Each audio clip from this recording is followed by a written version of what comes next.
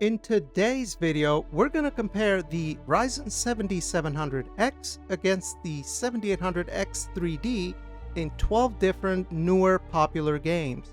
For a motherboard, we're going to be using an ROG Strix X670EA gaming Wi-Fi with 32 gigs of 6000 MHz C30 DDR5 memory and an RTX 4090 GPU. This is a video I've been wanting to make for some time, and it's my most in-depth one for CPU, so any feedback you'd like to share with me, please leave it in the comments section below. Alrighty then, let's begin with the first game.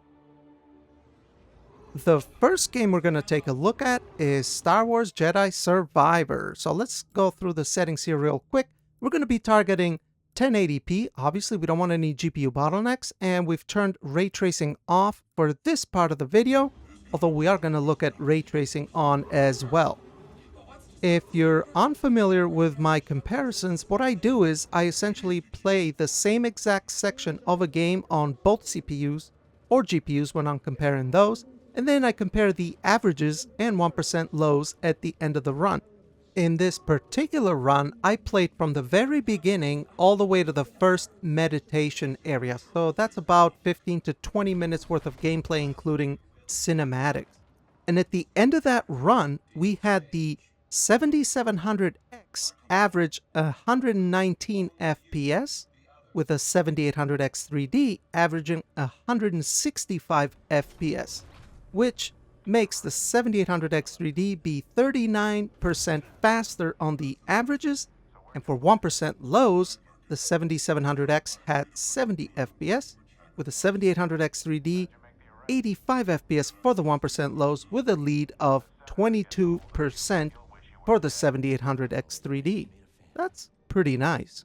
Another advantage for the X3D that I personally value is how efficient it is. Matter of fact, if you look at the power consumption of both CPUs, you can see that the 7700X consumes about 50% more power than the 7800X 3D, right? If you look at the power consumption, the 7700X is consuming around 90 watts of power, and the X3D CPU is consuming 60 watts of power. So that's a pretty nice advantage as well. But the gap between these two, though, is not always consistent. Sometimes there is a big difference, sometimes not so much. And we're going to see that throughout the other games that we're going to take a look at. But before we do that, let's check out ray tracing in Star Wars Jedi Survivor, because that can also add onto the CPU demand of the game. We're going to continue from this meditation area here, and as you can see on the settings, we've just enabled ray tracing. All the rest of the settings are exactly the same, and in this part of the run with the ray tracing enabled, we actually see that gap shrink a little, although not by much.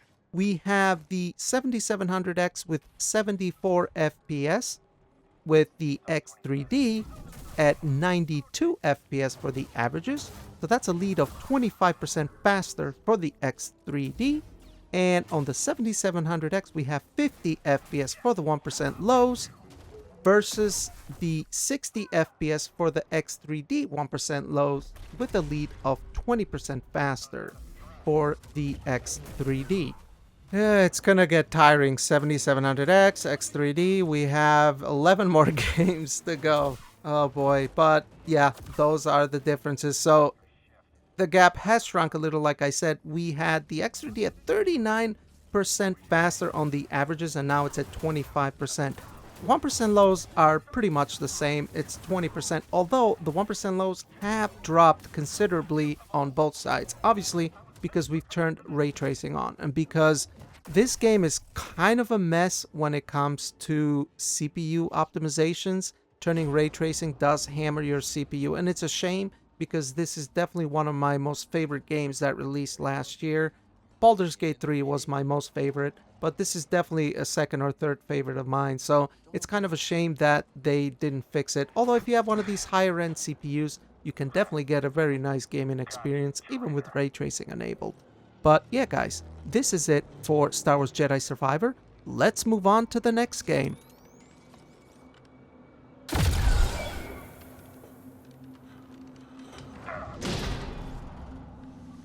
The next game's going to be Avatar Frontiers of Pandora, and here we're targeting 1080p again with the high graphical preset. Now, if you look at the numbers here, we're going to run the built-in benchmark, all three sections of it. You're going to notice that there isn't a big gap between these two CPUs, but pay close attention to GPU utilization because it is at 98 and 97%, so we are hitting some GPU limits. Regardless though, the X3D in this first part of the benchmark is only 5% faster and 15% faster on the 1% lows. Now if you pay close attention to the power consumption, 7700X is consuming almost 110 watts versus the X3D's 67. That's quite the gap. Now here, as far as averages, they're pretty much equal. I mean, it's only 4 FPS faster on the X3D, but you're talking about 180 FPS anyway, so not that big a difference. And on the 1% lows, the X3D is 11% faster. But again, we appear to be hitting GPU limitations on the X3D especially. We're at 98, 99 GPU use, and then on the 7700X side, we're at around 89, 90% GPU use. So we are GPU bound. And this last step of the benchmark is still the same thing. Averages are practically equal, with 1% lows on the X3D side is ahead by 11%. Again, we appear to be GPU bound, and we can't really turn ray tracing off in this game anyway. It's quite demanding, but it's a good looking game. Kind of boring though, right? Maybe it's just me. On to the next game, and it's one of my favorites, Baldur's Gate 3. And we're going through the settings here. We're using the Ultra overall quality preset. And of course, we're targeting 1080p. And yeah, we're just going to run across the map here. Now, this is a well-documented title that it favors the X3D V-Cache. And you can see that here with the 7700X getting 164 FPS for averages, and the X3D an insane 253 FPS for the averages. That equals to a 54% advantage for the X3D on the averages alone. Then on the 1% lows, we have 103 FPS for the 7700X. Nothing to laugh at, that's really good performance actually. And 143 FPS on the X3D side, which leads to a 42% advantage for the V-Cache CPU. That is really, really nice. But again, excellent performance from both of these CPUs. Even though it's an empty map, we're getting around 45-50% CPU utilization in this game. I haven't made it to the Baldur's Gate city. I gotta get back to this game. It's just that I got carried away testing other games that come out because I love this game and I want to finish it. And again, I just take my time with these games. I like to just take my time and enjoy it. It's like a fine wine, you know? On to the next game, which is not really fine wine, but you know, it's all right. It's a finely crafted adventure here, and it's Horizon Forbidden West. Now, this is a game that is a good example of the X3D cache not really helping all that much, although it does help us a little. So we have 146 FPS on the averages for the 7700X, and for the X3D, 163 FPS, which is an advantage of only 12% for the X3D on the averages. For the 1% lows, we have 88 FPS on the 7700X, with the X3D at 106 FPS for a pretty decent 21% advantage on the 1% lows. So again, we appear to be close to a GPU limit on the X3D side. Of course, the GPU use is going to be higher on the X3D side because the CPU is faster, right? Because I have got questions like this before where people seem to think that that's the only reason why. It's a byproduct of it, because if your CPU is faster, you're able to generate more frames, therefore your GPU can render more frames, therefore it's gonna be utilized more than the other side. So I don't know if that makes any sense to the people that want to know. But yeah, anyway, this was just a short run with the horse. Some pretty decent advantage on the X3D side. 7700X is still doing a really good job though. Let's move on to the next game, which will be Hogwarts Legacy. We're going to begin with the settings here. Again, we're targeting 1080p native with ultra settings and all ray tracing effects turned on. What we're going to do is we're going to run from Hogsmeade all the way back to the school on the back roads.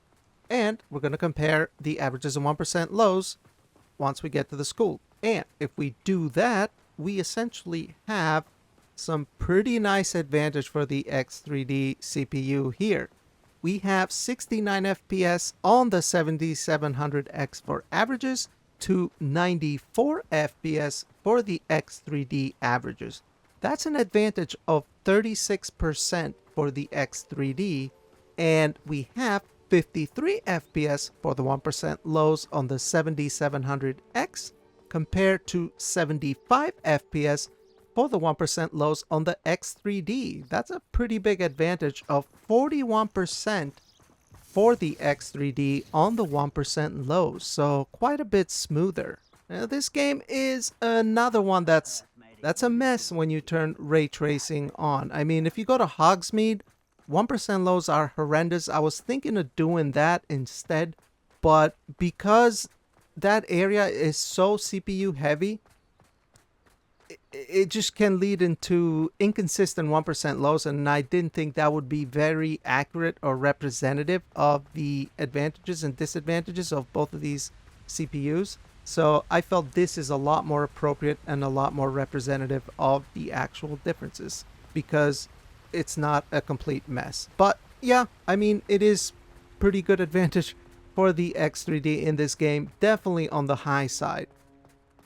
Let's check out the next game though, which is another one of my favorites. That is Microsoft Flight Simulator. Let's check it out. Well, we're up flying above Tokyo here at 1920 by 1080p with DX12 with the ultra global quality preset. So that essentially sets everything else for us. And this game is notorious for being CPU heavy. So it stands to benefit quite a bit from an X3D CPU, and it does. We have 71 FPS on the 7700X for averages, and on the X3D we have 109 FPS for averages in this short run that I did. That's 53% faster on the averages for the X3D. That's a very, very nice advantage. And then on the 1% lows on the 7700X, we have 52 FPS.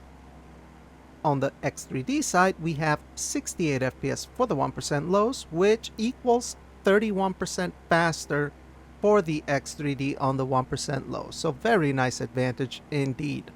This is another game that I like to play every now and then. It's kind of therapeutic for me. I'm not a huge aviation fan, but I do like airplanes, and this game with a VR headset, it's beautiful. It's awesome. But yeah, this is beautiful Tokyo. We're flying above it. Clear skies. It's awesome. Very relaxing. Now, another cool thing about this game is that it does have a frame generation, DLSS 3. I'm not sure if it has FSR 3 yet, but that is a pretty nice feature to have in a very CPU heavy game like this. And it actually works pretty well. I've actually tried it before. It's perfect for this game. Now, speaking of another one of my favorite games, let's check out the next one, which is Witcher 3. We're going to take a look at Novigrad, the very problematic city. Let's check it out. We're going to begin with the settings here, and again, we're targeting 1080p natively, and we've maxed out the ray tracing. Now, I was very excited when they did the next-gen update, or whatever they called it. The ray tracing in this game, the global illumination was beautiful. The reflections, everything was excellent. However, it did make it very, very demanding on the CPU. It's almost like the engine wasn't really made for it because it was really, really heavy, especially when navigating this city. So it's been something that I've wanted to take a look at because I haven't played the game since they did the update, and I enjoyed it very much. But that's what we're doing. We're essentially running through Novigrad all the way to the shipyard. And for this section of the game, we have the 7700X with 79 FPS on the averages, with the 7800X 3D with 101 FPS on the averages, for a lead of 28% faster than the 7700X. For the 1% lows, we have 56 FPS on the 7700X with 72 FPS on the X3D for a 29% advantage for the X3D. So we are close to that 30% mark on averages and 1% lows. That's very nice. I'm very impressed here with the 7700X's performance as well. We are very close to a 60 FPS 1% low experience. That is actually very smooth gameplay from both of these. So I would expect the 5800X3D to probably be around the same numbers as what the 7700X is showing here, at least in my opinion. But yeah, I mean, either CD Projekt Red has improved the game's performance, I don't know. I would assume they probably have, or it's not as bad as I remember it. Because I remember it being quite bad. But yeah, these are the numbers, guys. Some pretty nice advantage for the X3D here. Around 30%. Let's check the next game.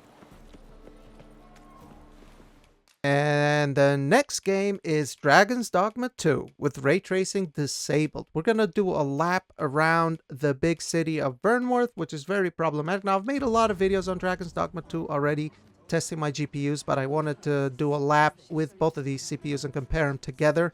And what we have is the 7700X with 63 FPS for average and the X3D for 80 FPS on average. That equals to a 27% advantage for the X3D, and we have 35 FPS for 1% lows on the 7700X versus 44 FPS for the X3D, which is 26% advantage on X3D's favor. So not great 1% lows, but that's just the state of this game currently, especially in this city. Out in the countryside, it's actually not too bad. But again, we see a decent, almost 30% advantage for the X3D, which is pretty nice and most definitely very welcome for Dragon's Dogma 2. A game I'm probably going to end up playing a little bit later. But anyway, let's check out the next game, which is Like a Dragon Infinite Wealth. Here's Like a Dragon Infinite Wealth. We're targeting 1080p with NVIDIA DLAA only, and all the other settings are essentially as high as they'll go. And we've made our way to Hawaii, actually. It's beautiful. This is another game that I enjoyed very much, and it's very charming. I like playing through these games. But we're just going to run around Hawaii for a little bit and kind of compare both of these CPUs and see how they do. We appear to be completely CPU bound, which is what we want. And if we compare the two, we have 151 FPS for the averages on the 7700X versus 209 FPS for the averages on the X3D, which equals to a 38% advantage for the 7800X3D as far as averages go. And for 1% lows, on the 7700X, we have a very respectable 100 FPS compared to 131 FPS for the X3D, which equals to a 31% advantage on the X3D's favor. So very nice. We seem to be above that 30-ish% average, I guess you could say, for the X3D. So that is very nice, but the game runs extremely smooth on both CPUs. Not a crazy demanding game, but it does look quite nice, and it's a lot of fun to play. Anyway, let's check out another game that is a game I've enjoyed and funded, and it's a very good Diablo alternative that you should check out if you're into those type of action RPGs, the isometric kind. And the next game is Last Epoch. Very, very good Diablo alternative type of game with an online play component. It's actually a lot of fun. You can play in co-op, and it's actually very well optimized as well, and I think it actually looks pretty good as well. And what I did here is I created a new character and just ran the very beginning, the first part of the tutorial area. And what we have here is the 7700X with 239 FPS for the averages versus 310 FPS for the averages on the X3D, which equals to a 30% advantage for the 7800X3D. And then on the 1% lows, we have 180 FPS for the 7700X versus 232 FPS on the 7800X3D. That's an advantage of 29 FPS, so it's practically 30% faster on the 7800X3D on both averages and 1% lows. Very nice. We have 2 more games remaining, and this video is going to be crazy long. I've never made a video that's this long, but we gotta pedal through it. Let's take a look at Forza Motorsport. We're just going to check out the pre-built benchmark. We're going to begin with the ray tracing enabled, and on the 7700X we have 109 FPS on the averages and 124 on the X3D averages. For 1% lows, we have 74 FPS on the 7700X with 90 FPS on the X3D. Not a huge advantage for the X3D, but then again, we are hitting GPU limitations. If you look, it's at 98% use. But what about ray tracing off? And that's what we're looking at right now. On the 7700X, we have 133 FPS for average and 172 on the X3D for a 39% lead in favor of the X3D. And for 1% lows, we have 91 FPS on the 7700X with 109 FPS on the X3D for a 22% lead. Very nice. Let's check out the next game. The next and last game is Deliver Us Mars, running on DX12 API, and I've checked both ray tracing on and ray tracing off. Now this is one of those games, I mean, if you played Deliver Us Moon, I believe this is the sequel to that. It's, I don't know, I kind of like these space games, kind of relaxing, but I figured why not check it out. I've never actually looked at this game on the channel, so I figured why not take a look at it. And there's 2 parts to this. This one is us gameplaying inside this new space station that we've come into, and then also a long cinematic that we're gonna cut through. But I got some weird results here, and I don't think it's right, because for averages, we have the X3D is 45% faster with 307 FPS to 7700X's 212 FPS. And for 1% lows, the X3D is 74% faster at 180 FPS with the 7700X at 103 FPS. Now this seems a bit unusual to me.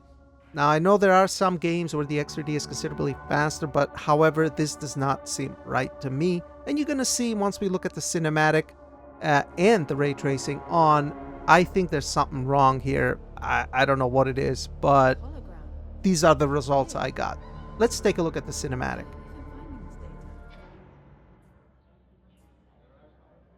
This is a pretty long cinematics piece, so we're not going to watch all of it. We don't have to. We're just going to compare the results that I got at the end. And this looks more like what it probably should have been. We have 170 FPS for the 7700X's averages to 219 FPS for the X3D. So that's a lead of 29% in X3D's favor, which sounds about right. And then on the 1% lows, we have 107 FPS for the 7700X to 123 FPS for the X3D for a 15% advantage for the 1% lows on the X3D. So these results seem a bit more comparable. However, it is important to remember that during this cinematic, even with ray tracing off, we are very close to 99% GPU use. So I don't know, make of that what you will. But let's take a look at the ray tracing, same exact areas, and then we'll wrap the video up. We've gone ahead and turned the ray tracing on in this game. Actually, ray tracing looks really nice in this game, and you have multiple effects. You have shadows, reflections, ambient occlusion, and translucency. Really good. It adds to the atmosphere. But if we compare both our CPUs in this same section with ray tracing on, we have 138 FPS on the averages for the 7700X versus 168 FPS for the X3D. which leads to a 22% advantage on the X3D's favor. And then for 1% lows, we have 75 FPS on the 7700X to 98 FPS on the X3D side, which leads to a 31% advantage for the X3D on the 1% lows. So that's pretty nice advantage, although we are getting really good FPS on the 7700X as well. And that is with all the settings maxed out. On to the cinematic then. With ray tracing enabled, we have 113 FPS on the 7700X versus 129 FPS on the X3D. Not a huge advantage here, only a 14% lead for the X3D. But again, we are using ray tracing and we are pretty much GPU bound here, as we actually were close to being GPU bound even without ray tracing on, if you remember. For the 1% lows, we have 65 FPS on the 7700X, so we are very well above 60 FPS for the 1% lows, versus 79 FPS on the X3D, for a 22% lead advantage on the 1% lows for the X3D. Well, to wrap it up, I mean, the X3D is an awesome gaming CPU. What I love about it is how efficient it is, but it's also, I mean, definitely one of the fastest gaming CPUs out right now. I would say 14900K probably beats it in some games or comes close to it in others, but it consumes a ton of power, a lot more power. I love how efficient the X3D is. 7700X is also a very solid CPU. You can actually get one if you live near a micro center. You can get one with a motherboard and 32 gigs of 6000 megahertz memory for only $400. That's a pretty good one if you want to build a new PC. But what did you guys think? This was a very long video. I don't usually make long videos like this, but I wanted to put all these games together. Let me know, do you like this, or would you rather have seen 2 videos and split in half? I'm not sure. I'd like to know. But I want to thank you for watching. If you made it this far, you're a champ. And please give the video a like if you did like it, and consider subscribing for more content like this, and leave your comments down below. Any feedback or criticisms, I'd like to hear it. I hope you all have a great rest of the weekend, and I'll see you on the next one. Peace.